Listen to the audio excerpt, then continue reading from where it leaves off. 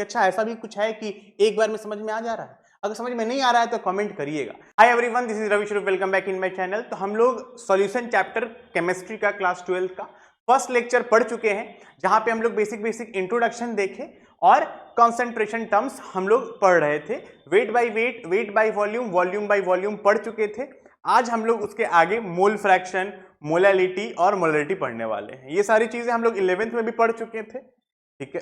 तो वो चीज पढ़ने से पहले मैं आपको थोड़ा बहुत इंट्रोडक्शन जो मैंने दिया था एक बार और बता देता हूं। सॉल्यूशन जो है वो सॉल्यूट प्लस सॉल्वेंट से मिलके बनता है,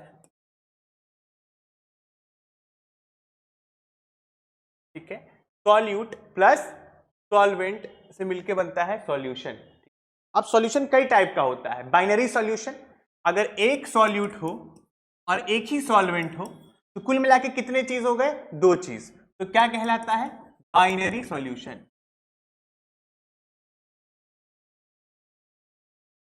जैसे अगर बात करा जाए, एक हम लोग चीनी ले लेते हैं। क्या ले लेते हैं? चीनी, और ये पानी, ठीक है। सॉल्वेंट क्या है? पानी। चीनी पानी शरबत बन गया, तो क्या होता है वो? बाइनरी सॉल्यूशन, ठीक।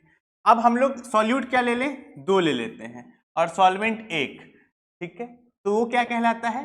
Tertiary solution. क्या कहलाता है? Tertiary solution. जैसे दो है तो हम लोग चीनी भी ले लेते हैं प्लस नमक भी डाल देते हैं। चीनी, नमक और सॉल्वेंट तो हमेशा पानी ही लेंगे, ठीक है। पहले पानी में चीनी मिलाए तो भी शरबत बना। अब पानी में चीनी तो मिलाए, साथ ही साथ नमक भी मिला दिए, तो चीनी और नमक एक साथ दो क्या हुए? सॉल्यूट हुए। और सॉल्वेंट क्या है? एक ही पानी। तो टोटल कितने कंपोनेंट? एक, दो और तीन। तो टर्शियरी सॉल्यूशन हम लोग बोलते हैं।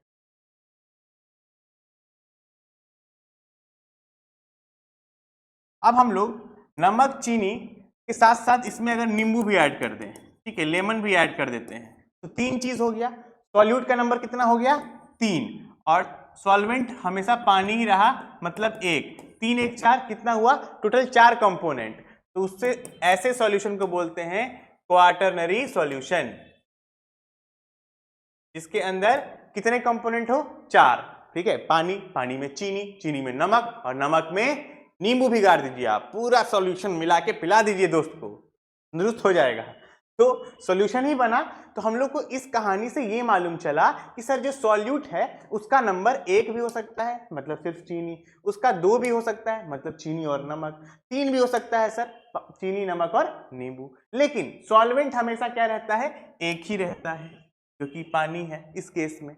तो उस तरीके से हम लोग सॉल्यूशन को डिवाइड किए बाइनरी, टर्शियरी और क्वाटरनरी सॉल्यूशन में, ठीक। एक चीज और मुझे बताना है आप लोगों को कि अगर हम लोग सॉल्यूट लेते हैं प्लस सॉल्वेंट और बनता है हमारा सॉल्यूशन, तो यहां पे ध्यान देने वाली बात यह है कि जो फिजिकल स्टेट सॉल्वेंट का होगा, जो फिजिकल स्टेट सॉल्वेंट का होगा, फिजिकल स्टेट का मतलब है सॉलिड, लिक्विड, गैस। अगर ये लिक्विड है तो ये भी क्या होगा? लिक्विड ही होगा, ठीक है। तो हम लोग ऐसे पहचानते हैं कि सॉल्यूशन अगर फिजिकल स्टेट में लिक्विड है तो इन दोनों में सॉल्वेंट कंफर्म है कि क्या होगा? लिक्विड। इसका जो फिजिकल स्टेट है वही इसका होगा, या इसका जो फिजिकल स्टेट है वही इसका होगा। तो ऐसे हम लोग ये पहचान जाते हैं कि इन दोनों में, ठीक है, सॉल्वेंट कौन है। तो एक तो तरीका जो क्लास 9th में सीखे थे कि जिसका अमाउंट ज्यादा वो हुआ सॉल्वेंट, ठीक है। जिसका अमाउंट ज्यादा, जो ज्यादा अमाउंट में हो। अब चीनी में पानी मिलाया जाता है कि पानी में चीनी, पानी लेके उसमें चीनी मिलाते हैं। जो कम अमाउंट में हुआ वो सॉल्यूट, और जो ज्यादा अमाउंट में हुआ वो सॉल्वेंट। ठीक वैसे ही ये तो एक तरीका है जानने का कि कम अमाउंट और ज्यादा अमाउंट। दूसरा तरीका क्या है क्लास 11th के बेसिस पे, कि जो चीज का सॉल्वेंट का फिजिकल स्टेट होगा वही सॉल्यूशन का भी होगा, ठीक। नेक्स्ट, एक आपके एनसीईआरटी बुक में टेबल बनाया गया है, ठीक है, टाइप ऑफ सॉल्यूशन।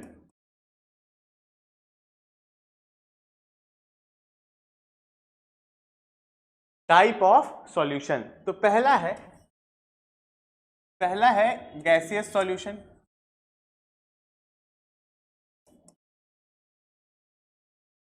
दूसरा है सॉलिड सॉल्यूशन,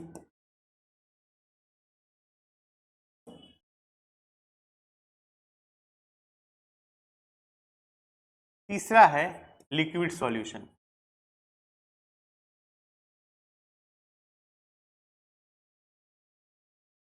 ये इंपॉर्टेंट है, आपके एनसीईआरटी में ये टेबल बना के बुक में दिया हुआ है, आपको ये देखना है एक बार।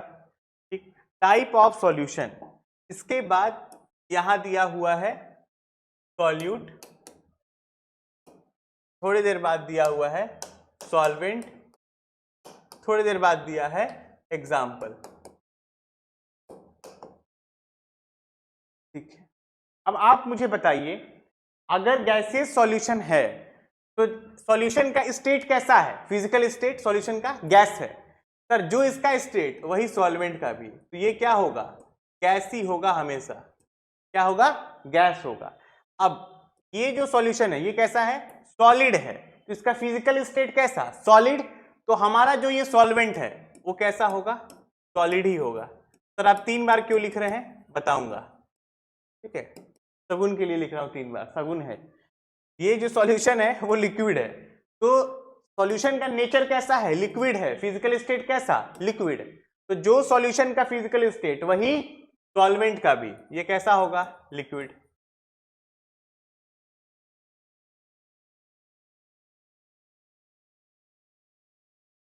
अब यहां पे सॉल्यूट, सॉल्यूट तो कुछ भी हो सकता है, सॉलिड लिक्विड गैस तीनों में कुछ भी हो सकता है, तो सॉलिड भी हो सकता है और लिक्विड भी हो सकता है और गैस भी हो सकता है।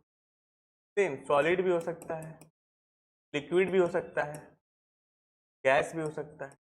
यहां भी सेम, सॉलिड भी हो सकता है, लिक्विड भी हो सकता है और गैस भी हो सकता है। इसका मतलब ये हुआ सर कि गैसियस सॉल्यूशन में ये जो सॉल्वेंट है ये तो गैस ही होगा हर केस में, ठीक, बट ये जो सॉल्यूट है ये तीनों हो सकता है, सॉलिड, लिक्विड और गैस।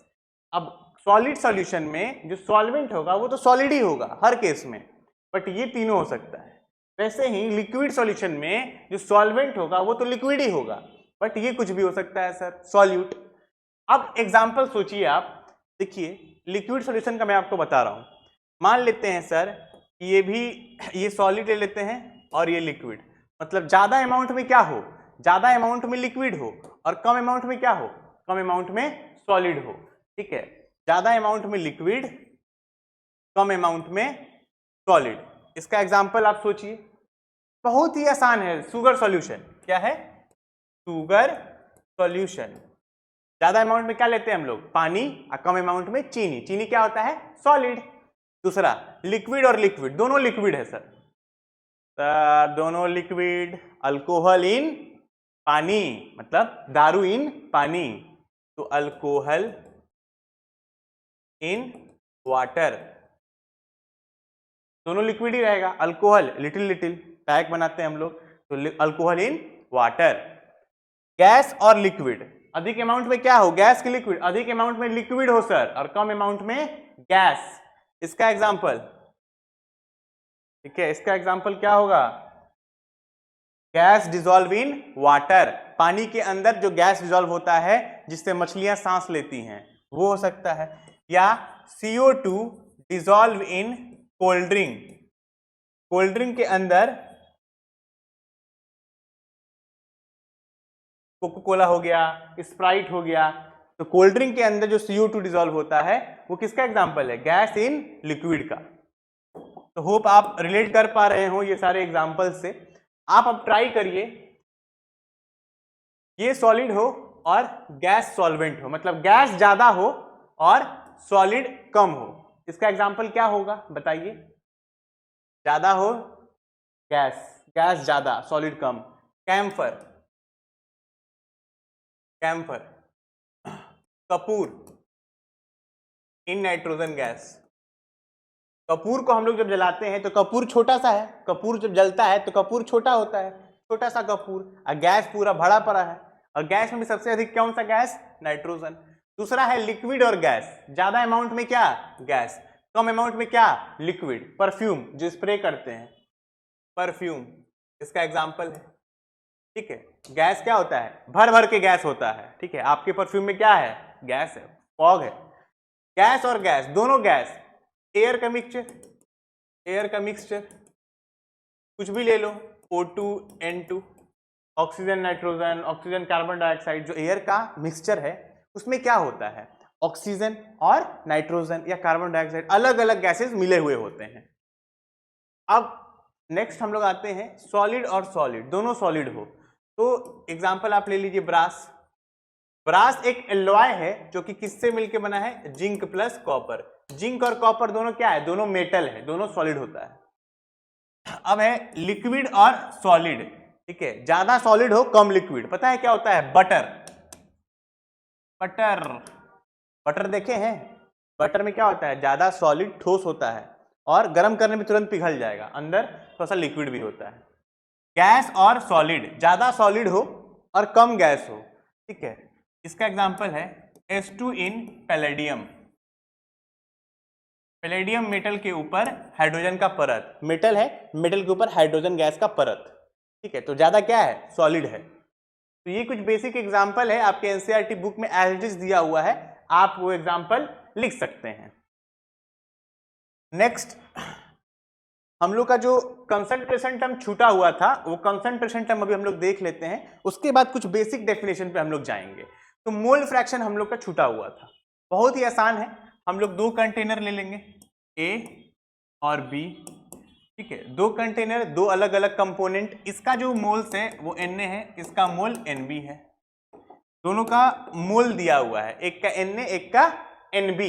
ठीक, अब हम लोग को अगर मोल फ्रैक्शन का जो सिंबल होता है वो होता है जीटा। क्या होता है, जीटा।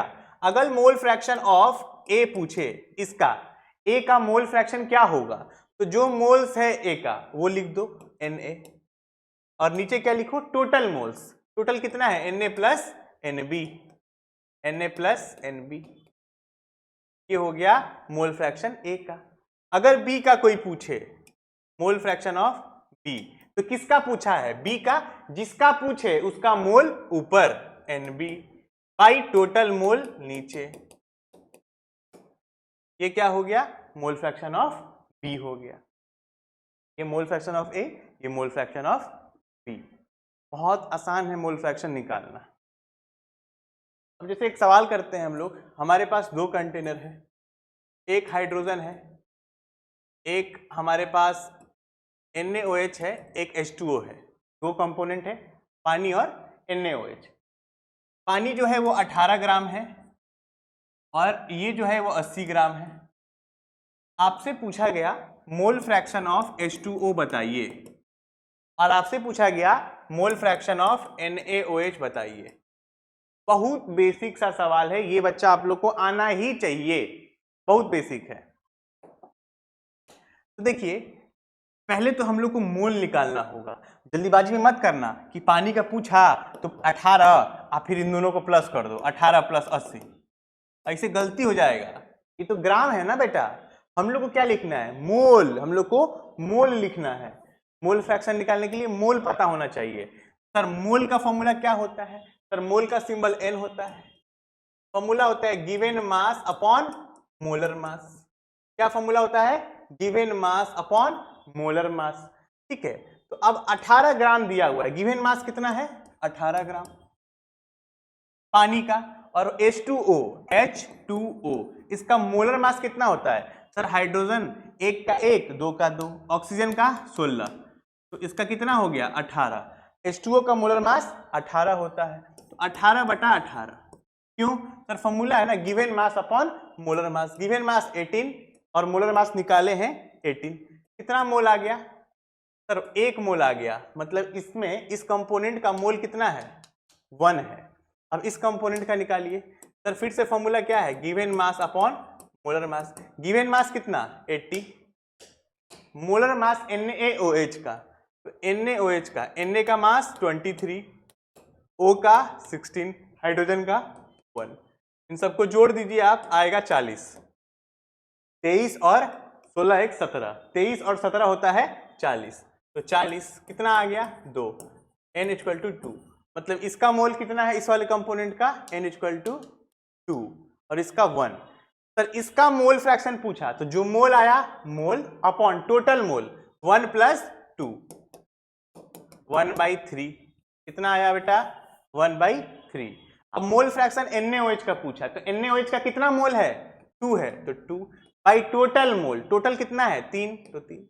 यही आंसर है 1/3 और 2/3। एक और चीज मैं आपको बता देता हूं, एक और चीज मैं आपको बता दे रहा हूं, XA mole fraction of A और मोल फ्रैक्शन ऑफ B कितना होता है 1 होता है। ये आप जान जाइए, याद कर लीजिए, समझ लीजिए, दोनों का सम कितना होता है 1 होता है। देख लीजिए आप, इसका आया 1/3, इसका आया 2/3, जोड़ के देखिए 1/3 + 2/3, दोनों का LCM 3, 1 + 2 कितना आ गया 3/3 मतलब 1, मतलब दोनों को जोड़ने पे 1 ही आता है। ये बात आप समझ लीजिए। नेक्स्ट है मोलैरिटी और मोलैलिटी। इसको हम लोग डिनोट करते हैं कैपिटल M से, इसको डिनोट करते हैं स्मॉल m से। Very easy.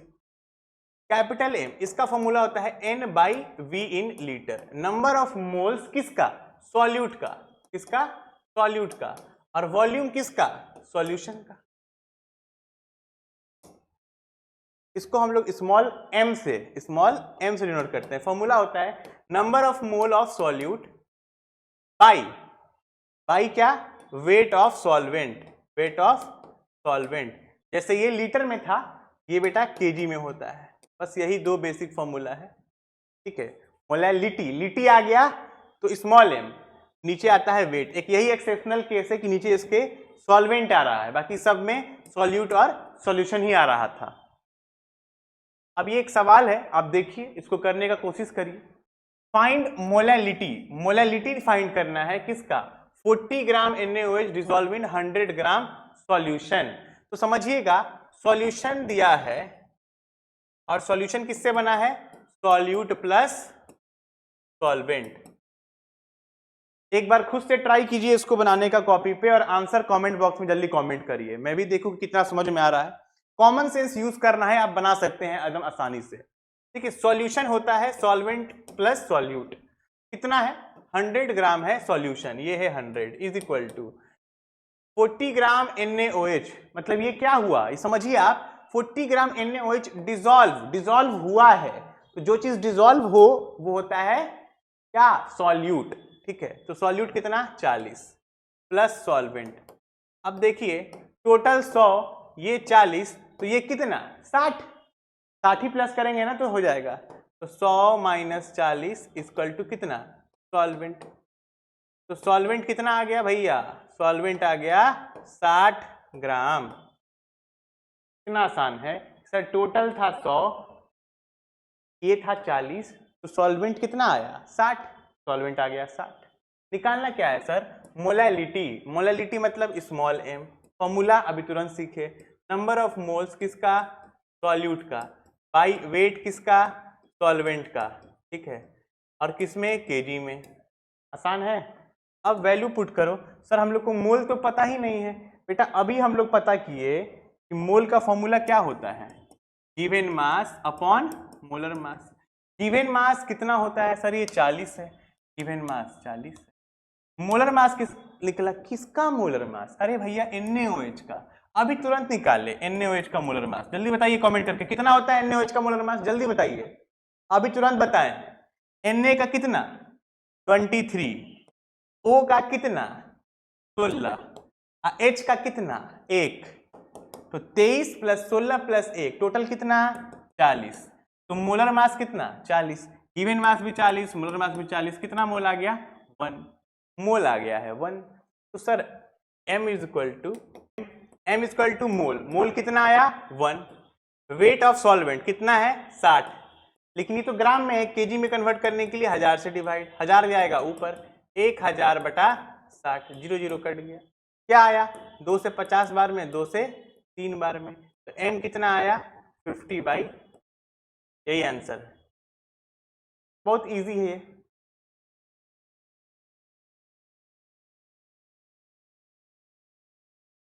अब हम लोग कुछ बेसिक डेफिनेशन की तरफ जाते हैं कि सॉल्युबिलिटी क्या होता है।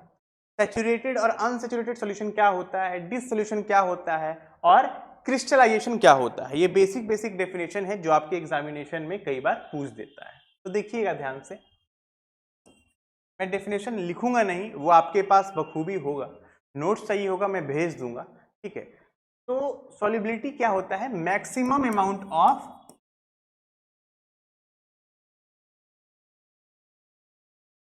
सॉल्यूट।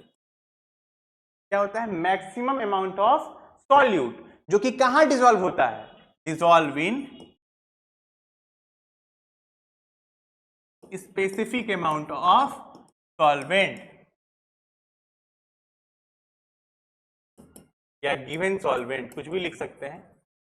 इसका मतलब ये होता है सर, इसका मतलब ये होता है सॉल्युबिलिटी का मतलब कि सर ये है हमारे पास एक बाल्टी पानी, एक बाल्टी पानी ले लिए।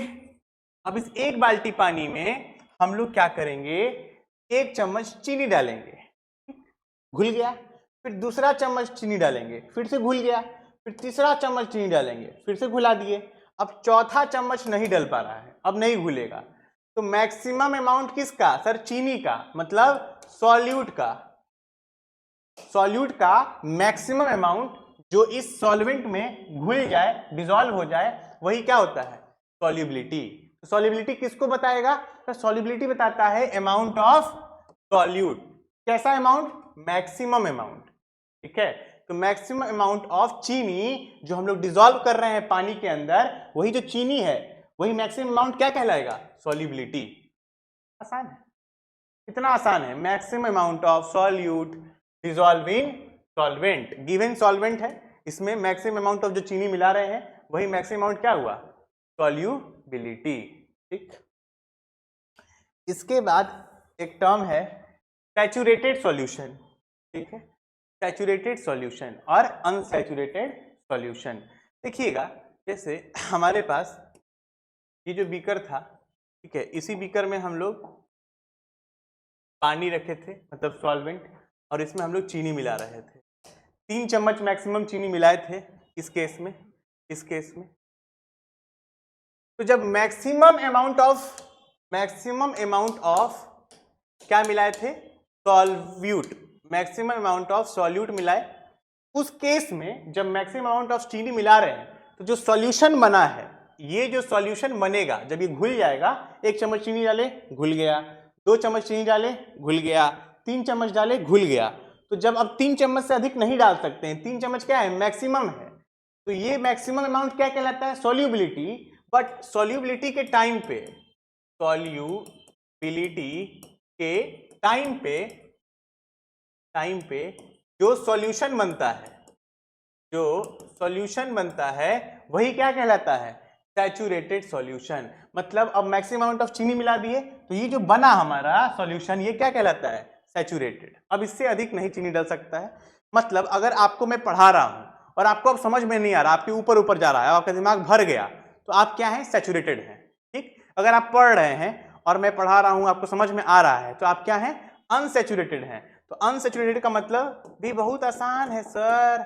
सर ये बाल्टी में भर दिए पानी, पानी में मिला है चीनी, 1 चम्मच, तो सूरा 2 चम्मच, 3 चम्मच। अब 3 चम्मच के बाद भी इसके पास कैपेसिटी है कि सर 1 चम्मच और डाल दीजिए, अभी भी कैपेसिटी है कि 1 चम्मच और डाल दीजिए। जब तक इसके पास कैपेसिटी है और आप डिसॉल्व कर दीजिए, तब तक ये क्या है, अनसैचुरेटेड। मतलब जब तक आपके पास कैपेसिटी है कि आपका दिमाग खाली है और पढ़ाइए सर और पढ़ाइए, समझ में आ रहा है, तब तक आप अनसैचुरेटेड हैं। और जब भी आपका दिमाग फुल हो गया, आप क्या हो गए, सैचुरेटेड, ठीक है। तो सैचुरेटेड का मतलब अब मैक्सिमम अमाउंट ऑफ चीनी डिसॉल्व हो चुका है, अब और नहीं घुलेगा, तो ये जो सॉल्यूशन है उस टाइम पे वही होता है सैचुरेटेड सॉल्यूशन। कई बच्चे कंफ्यूज रहते हैं कि सर सॉल्युबिलिटी और सैचुरेटेड सॉल्यूशन में क्या डिफरेंस है। बेटा सॉल्युबिलिटी ना इस सॉल्यूट के बारे में बताता है कि इस सॉल्यूट का अमाउंट क्या है, मैक्सिमम है। बट सैचुरेटेड जो है ना सॉल्यूशन, वो किसके बारे में बता रहा है, वो बता रहा है कि जब ये मैक्सिमम है उस टाइम पे जो सॉल्यूशन है वो सॉल्यूशन होता है सैचुरेटेड सॉल्यूशन।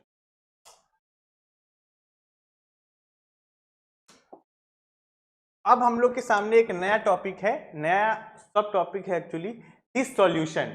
ये भी बहुत आसान सा है। हम लोग के पास एक बीकर है, बीकर में फिर से पानी है, इसमें हम लोग 1 चम्मच चीनी मिलाएंगे, घोल देंगे। तो क्या होगा सर, देखिए हमारे पास एक दोस्त आया, हमारे पास क्या है, एक दोस्त आया, उसको एक दिन हम लोग 1 गिलास पानी में 1 चम्मच चीनी घोल के पिलाए, उसको थोड़ा सा कम मीठा लगा होगा।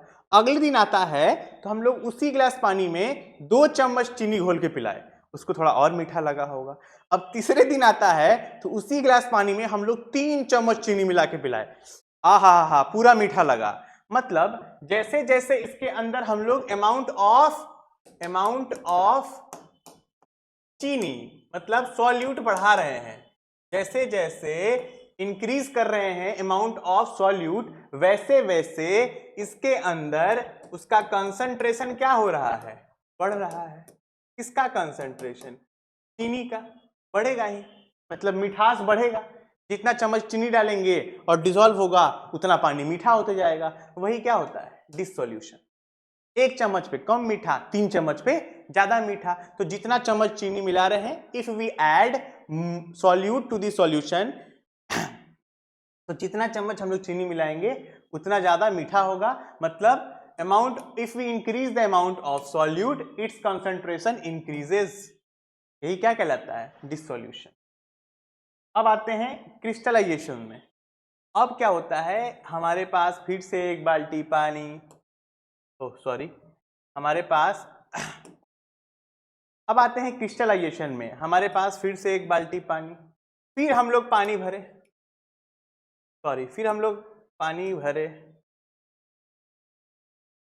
हमारे पास एक बाल्टी पानी, फिर हम लोग पानी भर दिए। अब इसमें सैचुरेटेड सॉल्यूशन ले लिए हैं हम लोग। क्या लिए हैं, सैचुरेटेड सॉल्यूशन। अब सैचुरेटेड सॉल्यूशन है मतलब और इसमें कोई सॉल्यूट जा पाएगा नहीं सर, भर गया है, अब दिमाग में और कुछ जाएगा ही नहीं, अब और इसमें चीनी नहीं जाएगा। तो सैचुरेटेड सॉल्यूशन के टाइम पे जब इसका पेट भरा हुआ है और अगर हम लोग इसमें डालते हैं सॉल्यूट, और अगर सॉल्यूट डालेंगे तो वो सॉल्यूट डिसॉल्व नहीं होगा, वो सॉल्यूट क्या हो जाएगा, यहां से सेपरेट हो जाएगा। क्या हो जाएगा, सेपरेट आउट, अलग हो जाएगा। वो इसमें से क्या हो जाएगा, अलग हो जाएगा। किसके फॉर्म में, क्रिस्टल के फॉर्म में। किसके फॉर्म में, क्रिस्टल के फॉर्म में ये यहां से अलग हो जाएगा। वही प्रोसेस क्या कहलाता है, क्रिस्टलाइजेशन। ठीक है, इसका मतलब सर सैचुरेटेड सॉल्यूशन है, मतलब अब पूरा भरा हुआ है। अब सैचुरेटेड सॉल्यूशन के केस में, सैचुरेटेड सॉल्यूशन है, इसके केस में और कोई हम लोग चीज ऐड करेंगे नहीं होगा। लेकिन अगर जबरदस्ती कर देते हैं तो वो इसमें ऐड नहीं होगा, वो अलग हो जाएगा, सेपरेट आउट। अब अलग हो गया किस फॉर्म में, टुकड़े टुकड़े छोटे छोटे पार्ट के फॉर्म में, इसको क्रिस्टल बोलते हैं, और इसी प्रोसेस को क्रिस्टलाइजेशन बोलते हैं।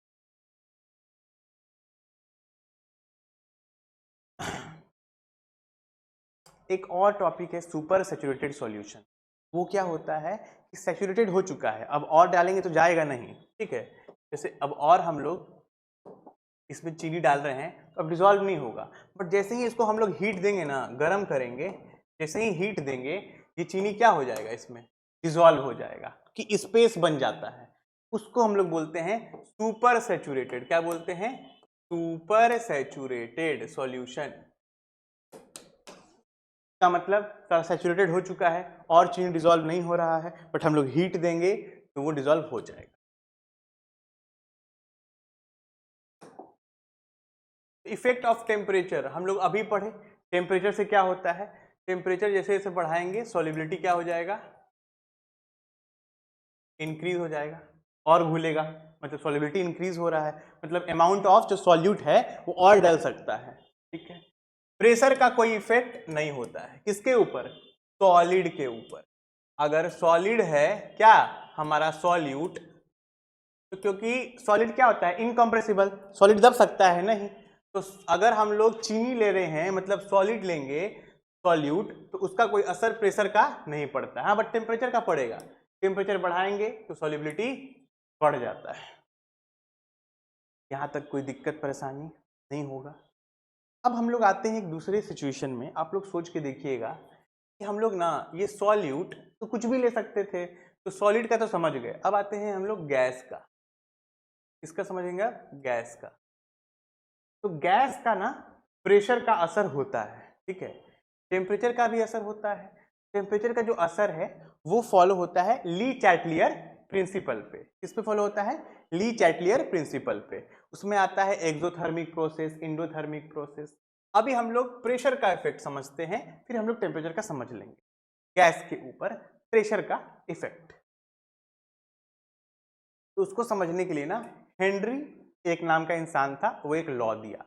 क्या दिया? कि जो भी पार्शियल प्रेशर होता है गैस का, वो डायरेक्टली प्रोपोर्शनल होता है उसके मोल फ्रैक्शन। मतलब सर, मतलब ये एक कंटेनर है, इसके अंदर कुछ गैस है।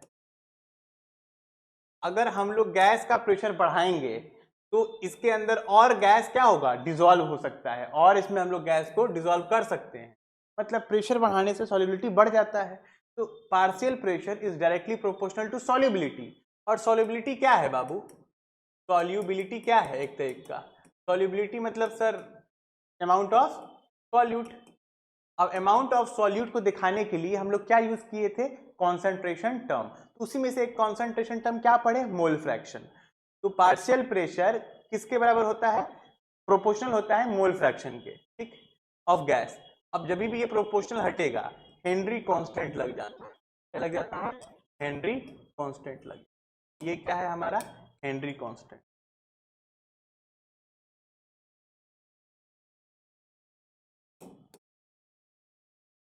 इसका एप्लीकेशन भी है हमारे पास कि to increase the solubility of CO2। अगर हम लोग कोल्ड ड्रिंक लेते हैं, ठीक है, और कोल्ड ड्रिंक के अंदर हम लोग CO2 मिलाते हैं ना, तो CO2 का अमाउंट ज्यादा हो जाए उसके लिए हम लोग सील बहुत टाइट पैक करते हैं, क्योंकि प्रेशर बढ़ जाता है। देखो, to increase the solubility of CO2 in soft drink, मतलब कोको कोला, पेप्सी, ये सब में बोतल के अंदर CO2 का अमाउंट ज्यादा हो, ये करने के लिए हम लोग क्या करते हैं? द बोतल is sealed under high pressure. बोतल को हाई प्रेशर में सील कर देते हैं, तभी जब खोलते हैं तो गैस झक से निकलता है, ठीक।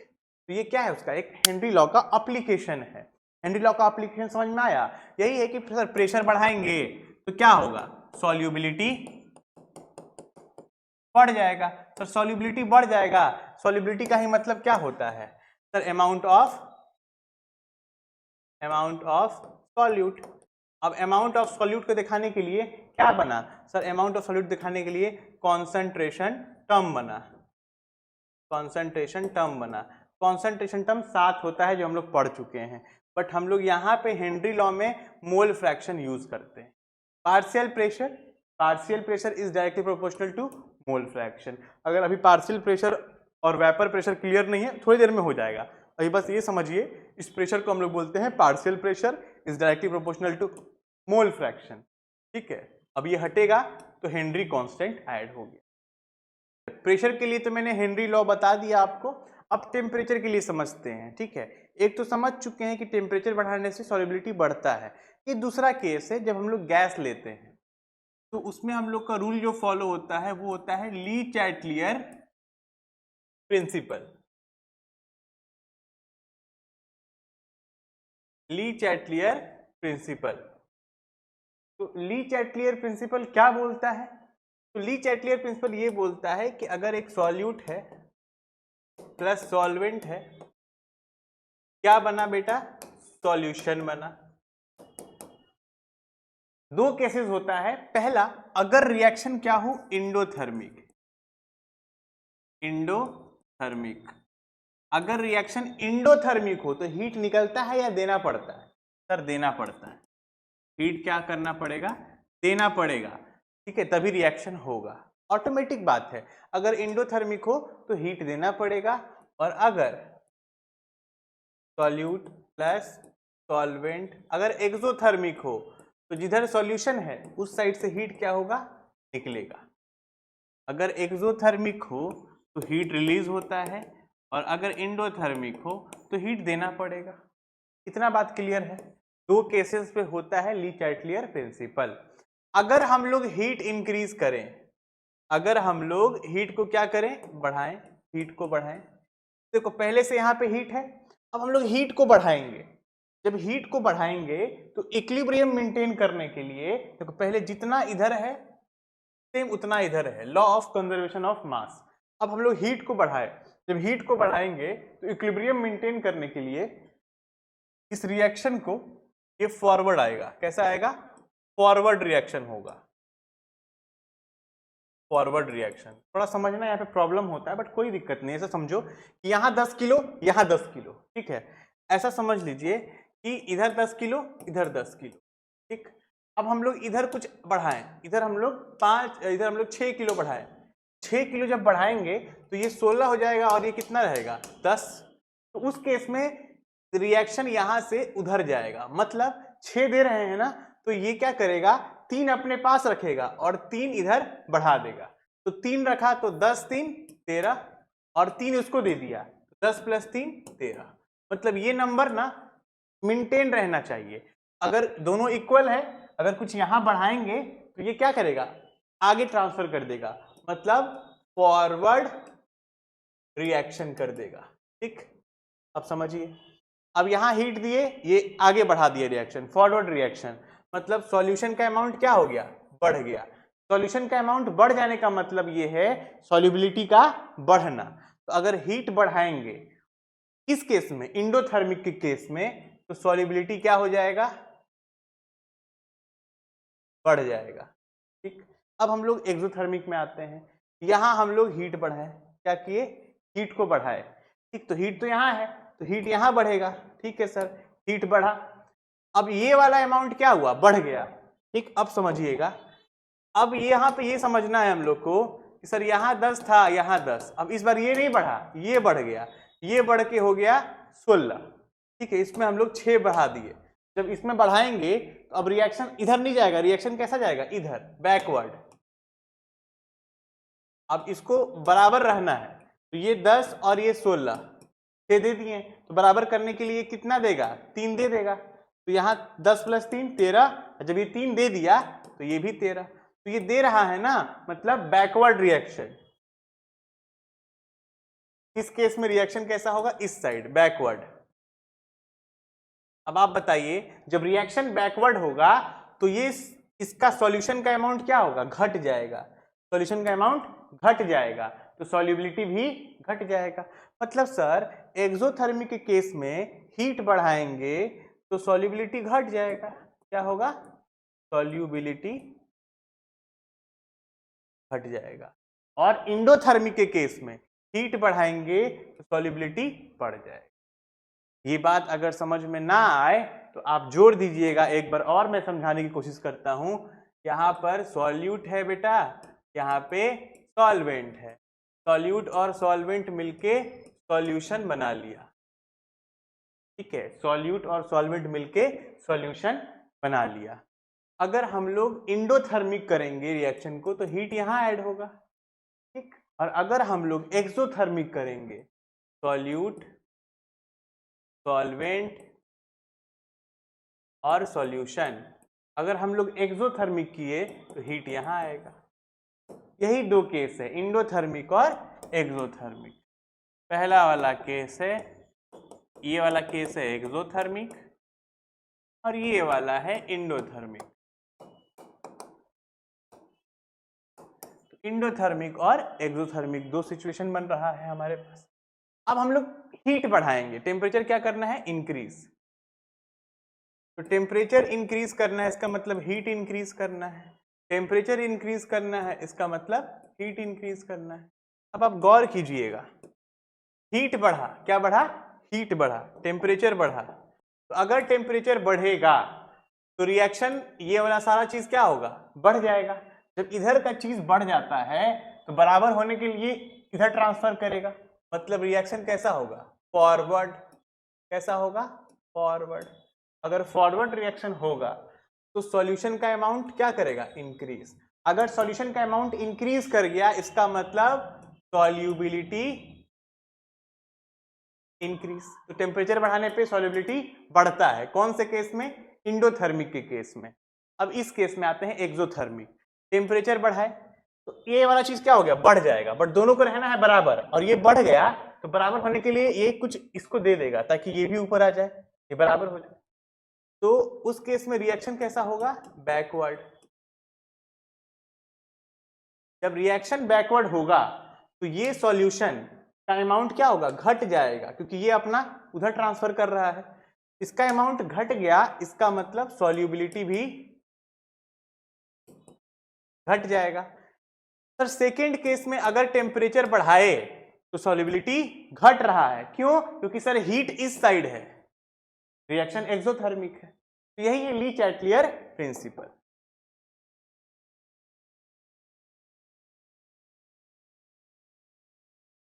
अब हम लोग समझते हैं कि वेपर प्रेशर क्या होता है। क्या समझेंगे हम लोग? Vapour pressure. अब हम लोग समझेंगे कि वेपर प्रेशर क्या होता है।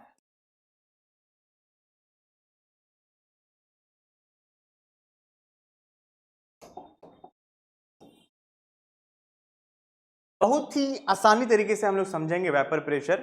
अभी तक कई सारे बच्चों को पता भी नहीं होगा कि वेपर प्रेशर क्या होता है, तो समझने की कोशिश करिएगा। वेपर और प्रेशर, तो वेपर प्रेशर का मतलब होता है सर हमारे पास एक कंपोनेंट ले लेंगे, ले लिए, अब हम लोग इसको क्या करेंगे सर? हीट करेंगे। क्या करेंगे? हीट करेंगे। अगर एक कंपोनेंट लिए हैं और उसको हीट करेंगे, पानी ही को गर्म करोगे तो क्या निकलेगा? भाप बनेगा। सर इसका क्या बना? इसका बना भाप। अगर ये ढका हुआ नहीं है तो सारा भाप उड़ जाएगा। अगर ये ढका हुआ है, क्या हुआ है? ढका हुआ है।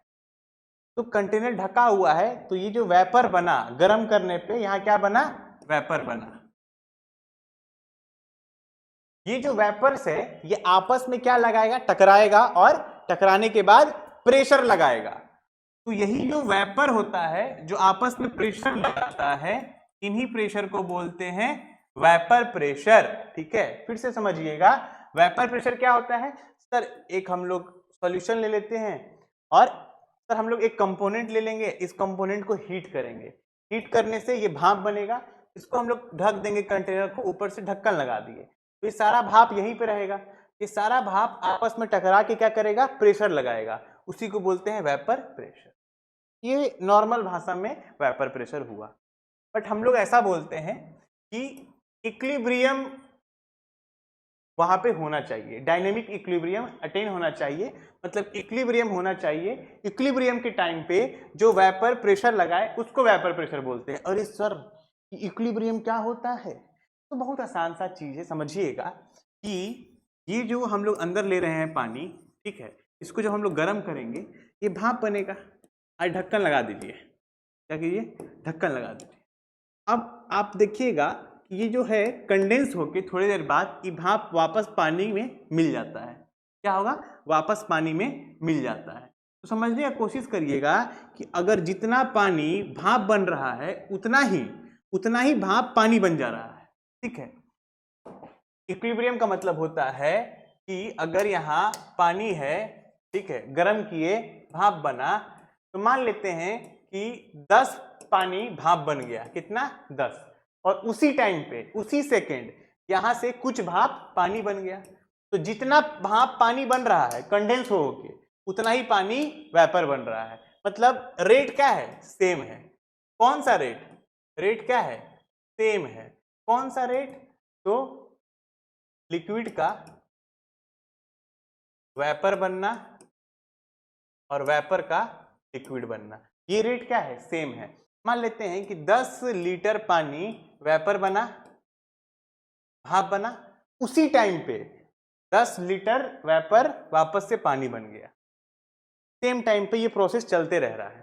तो सर यहाँ पे तो कुछ बचेगा ही नहीं, सब तो पानी बन गया। ऐसा नहीं है, रेट सेम है ना। पहले क्या है कि मान लो कि 2 लीटर वेपर बन चुका है, उसके बाद इक्विलिब्रियम अटेन होता है।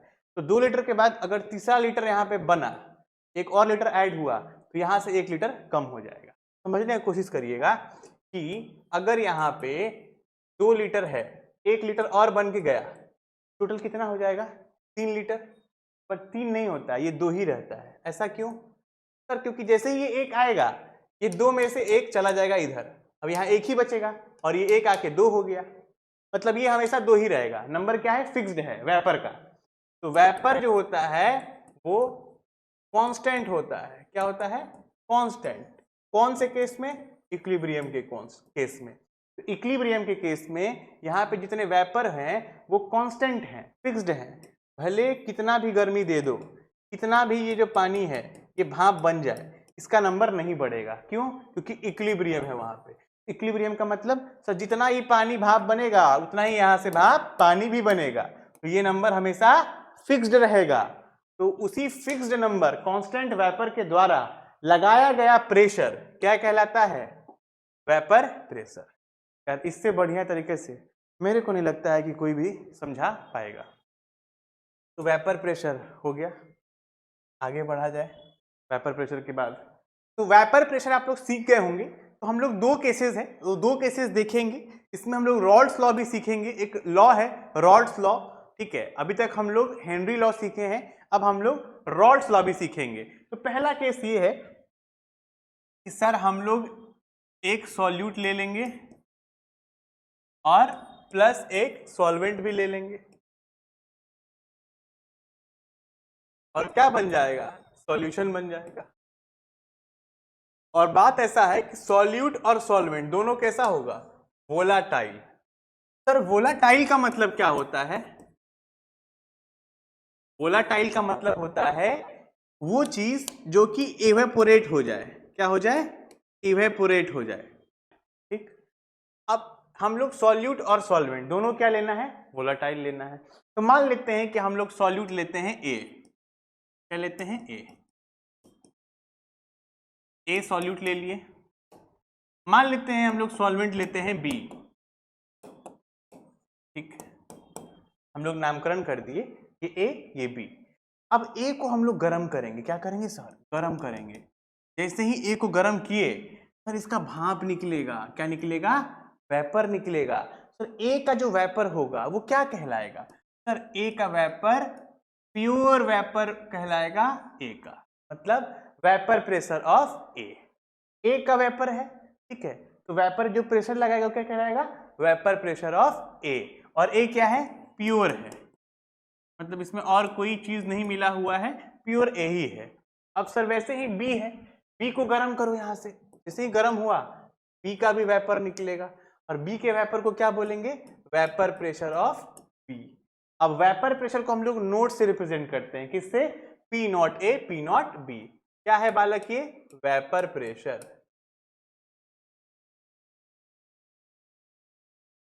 इतना बात समझ में आ रहा है? सर हम लोग एक कंपोनेंट ए लेंगे, एक बी लेंगे, एक सॉल्यूट है एक सॉल्वेंट है, दोनों को गर्म करने पे भाप बन रहा है, मतलब दोनों कैसा है? वोलाटाइल है। तो ए का भाप बना तो vapour pressure of A, B का भाप बना तो वेपर प्रेशर ऑफ बी। अब दोनों को मिला दिए, ठीक है, दोनों को मिला दिए। तो मिलाने पे देखिएगा एक बी ए बी। अब दोनों को जब मिला दिए तो देखिए दोनों मिल गया आपस में। तो कुछ कंपोनेंट ए के आए, कुछ कंपोनेंट बी के आए। अब इसको भी गर्म करते हैं। गर्म करेंगे सर, दोनों वोलेटाइल मिला तो ये भी तो वोलेटाइल ही होगा, तो ये भी भाप बनेगा। इसका भी भाप बना। क्या बना? इसका भी भाप बना। इसका जो भाप बनेगा वो हम लोग P not a plus P not be लिख सकते हैं? नहीं लिख सकते हैं, ठीक है।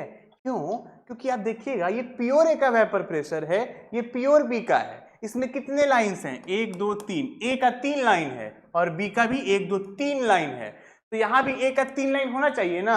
आप खुद ही देखिए यहाँ पे ए का कितना लाइन है? ए का 1, ए का 2, ए का 2 ही लाइन है और बी का 2 ही लाइन है।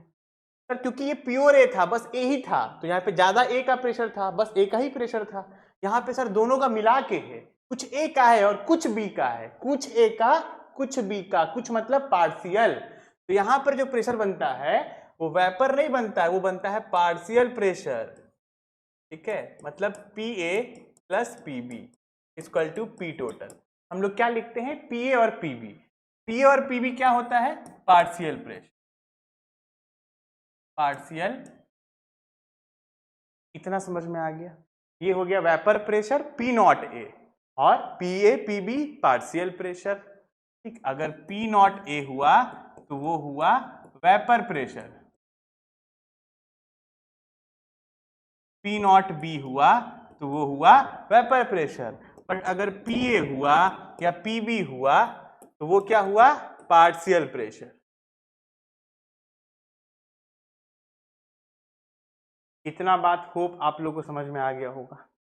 ठीक है सर, इससे क्या हम बताने वाले हैं, यही आता है अब रॉल्स लॉ। ठीक है, यही अब जन्म हुआ रॉल्स लॉ का। ठीक, समझिएगा। रॉल्स जी ये बोले कि जो पार्शियल प्रेशर होता है ये ए का, वो डायरेक्टली प्रोपोर्शनल होता है मोल फ्रैक्शन ऑफ ए के। अरे सर, ऐसा ही बात तो हेनरी जी भी बोले थे। हाँ, हेनरी जी भी ऐसा ही बात बोले थे और ये भी ऐसा ही बात बोले, बट यहां पे जब प्रोपोर्शनल हटा था वहां हेनरी कांस्टेंट लग गया था, बट यहां पे पी नॉट ए लगेगा, vapour pressure of A X A. यही क्या है हमारा रॉल्स लॉ। सेम बी के लिए भी, PB is directly proportional to XB, तो PB is equal to P not B zeta B, mole fraction of B। ये बच्चा, ये क्या है, रॉल्स लॉ है। ठीक है, ये है हमारा रॉल्स लॉ। ठीक, अब हम लोग आगे जब इसमें पढ़ेंगे तो हम लोग को इतना पता है कि P टोटल बराबर क्या है, P टोटल बराबर PA प्लस PB। कहाँ पे, यहाँ वाले केस में, लास्ट वाले केस में अगर हम लोग को P टोटल निकालना था तो PA प्लस PB के ही बराबर था ना। ठीक, तो PA plus PB। Sir PA बराबर आप निकाल चुके हैं P not A zeta A, PB बराबर आप निकाल चुके हैं P not B zeta B, P total. Sir हम थोड़ी ना निकाले हैं, ये तो रॉल्स जी का कृपा था, तो रॉल्स जी के हिसाब से ये हमारा फॉर्मूला आया। ठीक है, अब हम लोग इसके आगे पढ़ते हैं। सेकेंड केस जाने से पहले रॉल्स लॉ और एक डाल्टन लॉ है, उसके बीच क्या रिलेशन है। ठीक है, तो अब हम लोग थोड़ा सा पढ़ते हैं डाल्टन लॉ क्या होता है। डाल्टन लॉ, तो देखिए हम लोग जो अभी ए और बी ले रहे थे ना, दो चीज, ए लिए हम लोग यहाँ पे सॉल्यूट, बी लिए यहाँ पे सॉल्वेंट, फिर दोनों को मिला दिए,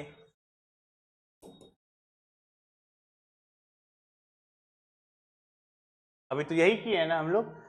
तो यहाँ पे जो ए का वेपर आया था, ठीक है, यहाँ पे बी का वेपर आया था, और यहाँ पे ए और बी दोनों का वेपर आया था। ऐसे ही हुआ था, अभी थोड़ी देर पहले हम लोग यही तो किए थे, ऐसे ही हुआ था रॉल्स लॉ। अब यहाँ पे क्या हम लोग को देखना है कि उस वक्त जो हम लोग मोल फ्रैक्शन ले रहे थे वो इस कंपोनेंट का नीचे वाला पार्ट का ले रहे थे, लिक्विड फेज का मोल फ्रैक्शन ऑफ ए ले रहे थे। अभी हम लोग जो वेपर बन गया उनका भी तो कुछ मोल फ्रैक्शन होगा, उनका वाई ए ले लेते हैं। ठीक है, यहाँ पे भी तो कुछ वेपर का होगा तो वाई बी ले लेते हैं। एक थोड़ा सा अंतर है कि रॉल्स लॉ में जब बात हो रहा था तो इसके मोल फ्रैक्शन का बात हो रहा था, इसके और इसके, और अभी वेपर फेज वाले मोल फ्रैक्शन का बात होगा, वाई ए और वाई बी का बात होगा। ठीक, अब यहाँ पे भी P A plus P B, ये तो नॉर्मल रहेगा, P total P A plus P. अब यहाँ क्या होता है डाल्टन लॉ में कि हम लोग अगर पी ए का बात करें तो ये P total into mole fraction of A in vapour phase, ये वाला। अगर पी बी का बात करें तो P total into mole fraction of B. ये बस एक छोटा सा लॉ है, इसको बोलते हैं डाल्टन लॉ। ध्यान दीजिएगा सर, रॉल्स लॉ में मोल फ्रैक्शन नीचे वाला लिक्विड का बात हुआ था और डाल्टन में ऊपर वाले का बात होगा, वेपर का वाई ए और वाई बी मान लेते हैं। अब हम लोग को डाल्टन लॉ तो मालूम चल चुका है, अब हम लोग यहाँ से पी ए भी निकालते हैं। पी ए क्या आया था, पी नॉट ए एक्स से, ये क्या है हमारा रॉल्स लॉ। अभी थोड़ी देर पहले हम लोग ये रॉल्स लॉ सीखे और ये है डाल्टन लॉ। तो डाल्टन लॉ के मुताबिक पी ए किसके बराबर है, पी टोटल इंटू वाई ए। अब ये दोनों किसके बराबर है, पी ए के ही, तो इन दोनों को बराबर कर दीजिए, P not A X A equal to P total Y A. कोई दिक्कत परेशानी नहीं होगा। ठीक है, यहाँ तक बात समझ में आई या नहीं है, आई गई होगी। Similarly P not B zeta B equal to P total Y B. ये दोनों हम लोग निकाल लेंगे सिमिलरली करके। अब हम लोग ना इन दोनों को डिवाइड कर दीजिए, P not A theta A by P not B theta B is equal to P total by A P total by B. P T cut गया तो यहाँ पे आ गया P not A X A, यहाँ आ गया P not B X B, किसके बराबर, Y A upon Y B. ये हो गया relation between Raoult's law and Dalton law. Hope ये समझ में आ गया होगा। केस 2 अब हम लोग पढ़ेंगे, when solvent is volatile and solute is non volatile. समझिएगा, फिर से सर हम लोग सॉल्यूट ले लेते हैं प्लस फिर से हम लोग सॉल्वेंट ले लेते हैं, क्या बना, सॉल्यूशन बना। सॉल्यूट और सॉल्वेंट लिए, सॉल्यूशन बन गया। सर फिर से ये ए ले लेते हैं, फिर से ये बी ले लेते हैं, यहां पे ए बी बनेगा।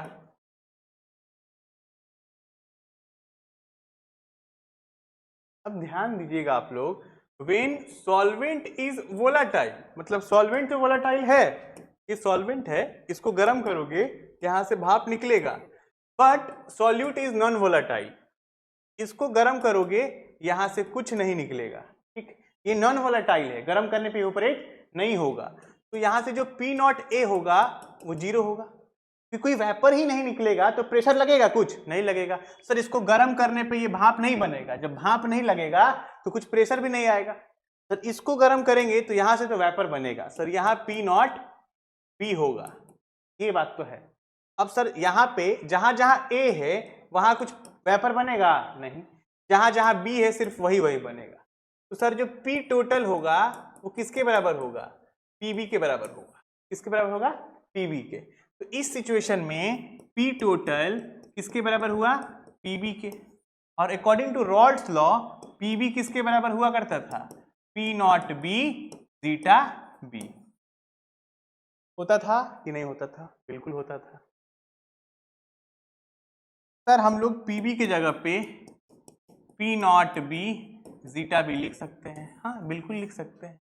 और चाहो तो P not B zeta B को 1 माइनस जीटा ए लिख सकते हैं। सर ये कैसे हो गया, तो हम लोग पढ़े थे ना जीटा ए प्लस जीटा बी बराबर 1, स्टार्टिंग में पढ़े थे। तो जीटा बी निकालना है तो ये इधर आके माइनस नहीं हो जाएगा, zeta B is equal to 1, ये प्लस में है उधर जाएगा तो माइनस जीटा ए, यही यहाँ पे लिखे हैं। तो ये भी फॉर्मूला हो सकता है और ये भी फॉर्मूला हो सकता है। केस 1 और केस 2 दोनों यहाँ पे हुआ समाप्त। ठीक, इसके बाद हम लोग को जानना है आइडियल सॉल्यूशन क्या होता है। तो ऐसा सॉल्यूशन जो रॉल्स लॉ को फॉलो करे, ऐसा सॉल्यूशन जो रॉल्स लॉ को ओबे करे, फॉलो करे। रॉल्स लॉ को फॉलो करने का मतलब सर आसान सा है, P not A zeta A ऐसा हो, या P B P not B zeta B, ये चीज को फॉलो करे, वही होता है आइडियल सॉल्यूशन। एक और टर्म में मैं आपको समझाता हूं, जो चीज PV is equal to nRT, इस इक्वेशन को फॉलो करे। P मतलब प्रेशर, V मतलब वॉल्यूम, N मतलब नंबर ऑफ मोल, T मतलब टेम्परेचर और R मतलब रिडबर्ग कांस्टेंट, इसका वैल्यू होता है 1/12। ठीक, एक इक्वेशन है PV is equal to nRT, ये एक बस इक्वेशन है, जो इस इक्वेशन को फॉलो करेगा वही होता है आइडियल सॉल्यूशन।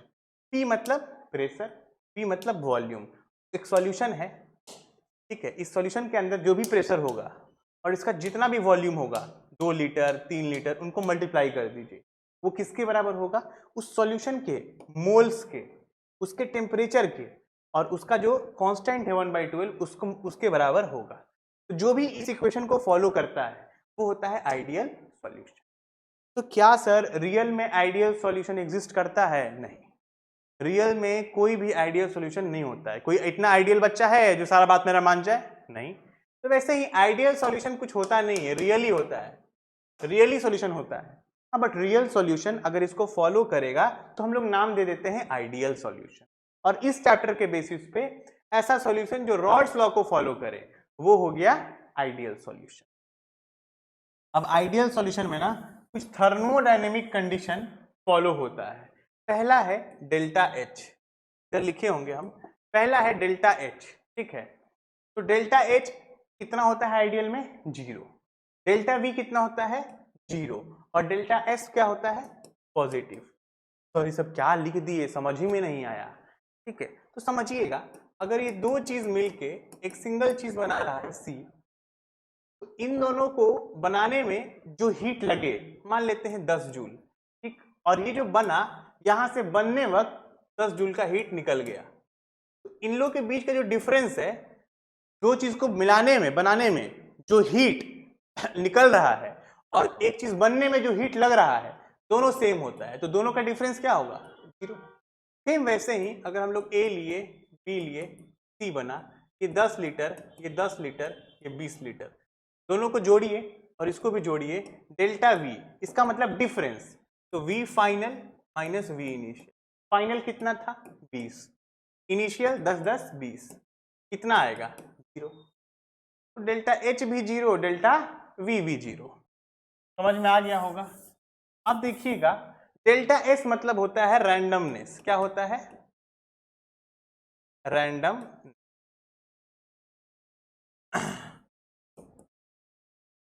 इसमें हम लोग ए लिए, इसमें हम लोग बी ले लिए, ठीक। जब दोनों का सॉल्यूट सॉल्वेंट मिला, तो यहां ए भी मिला, यहां बी भी मिला, ए भी मिला। अब एक बात बताइए, इस वाले में आप कोई भी आठ बन करके भी ऐसे निकालिएगा तो क्या निकलेगा? ए ही निकलेगा।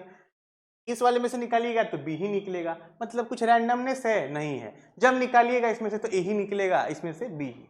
बट इसमें अगर इस वाले में आप ऐसे हाथ डाल के इसे निकालिएगा, तो हो सकता है कभी बी निकले कभी ए। मतलब सॉल्यूशन जब बना है, सॉल्यूशन जब बना है तो इसके अंदर रैंडमनेस क्या है? ज्यादा है।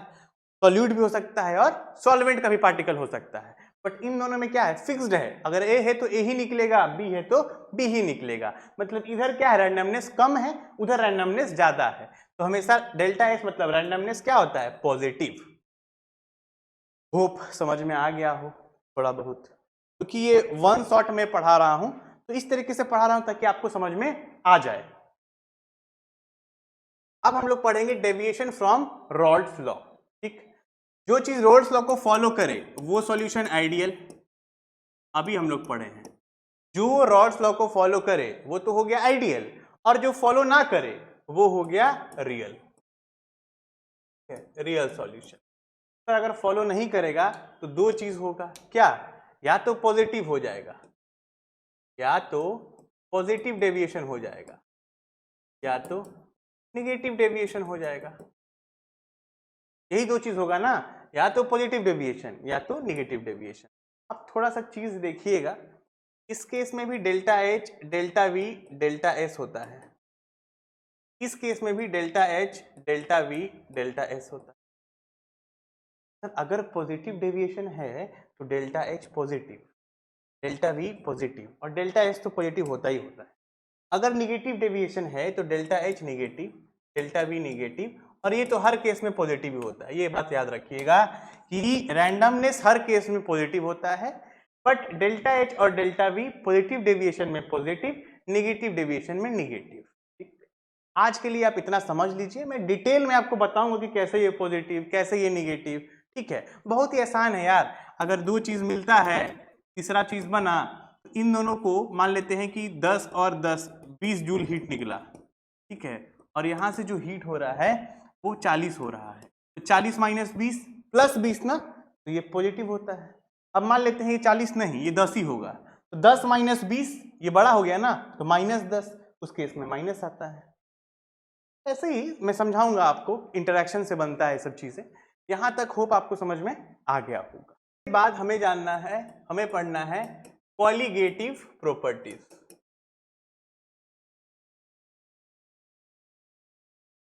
तो कॉलिगेटिव प्रॉपर्टीज एक ऐसी प्रॉपर्टी है जो कि अमाउंट ऑफ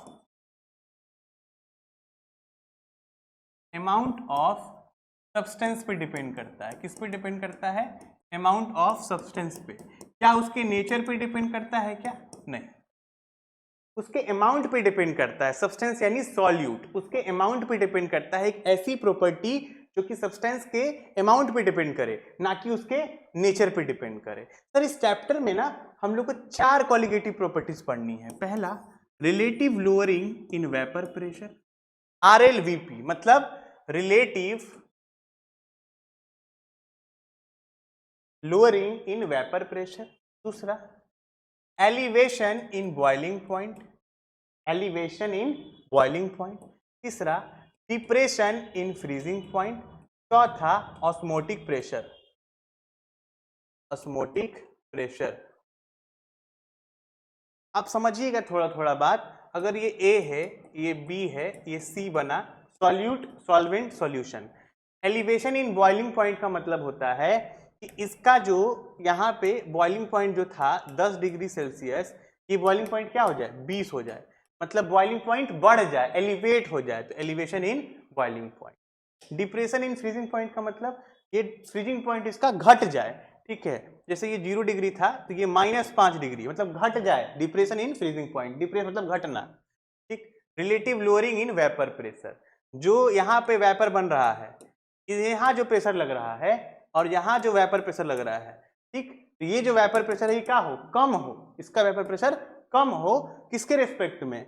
सॉल्वेंट और सॉल्यूट के रिस्पेक्ट में। सॉल्यूशन का जो वेपर बन रहा है उसका प्रेशर कम हो। तो डिटेल में हम लोग इसके बारे में पढ़ेंगे। और इसके बाद एक लास्ट टॉपिक है वैन ट हॉफ फैक्टर, ठीक, यही बचा हुआ है, वैन ट हॉफ फैक्टर और कॉलिगेटिव प्रॉपर्टीज, वो हम लोग लेक्चर 3 में कंप्लीट कर देंगे, ठीक। अभी तक ये लेक्चर आपको समझ में आ गया होगा तो प्लीज आप लोग अपने दोस्तों में शेयर कीजिएगा। और बहुत शिद्दत और बहुत मन से यार पढ़ा रहा हूँ ये चीजें, तो आप लोग देखिएगा कि कैसा पढ़ाई हो रहा है, समझ में आ रहा है कि नहीं आ रहा है। और बहुत जल्दी हम लोग का ऐप भी लॉन्च होने वाला है, तो आप लोग बने रहिएगा तब तक। फिर ये सारा लेक्चर हमारे ऐप पे भी आएगा। अपने दोस्तों में शेयर करते रहिएगा वीडियोस, ताकि वो देखें और पढ़ें। मैं अपने तरीके से जितना आसान हो सके उतने आसानी से आपको समझाने की कोशिश कर रहा हूँ। होप वीडियो अच्छा लगा हो। मिलते हैं अगले लेक्चर में, तब तक के लिए बाय बाय, टेक केयर।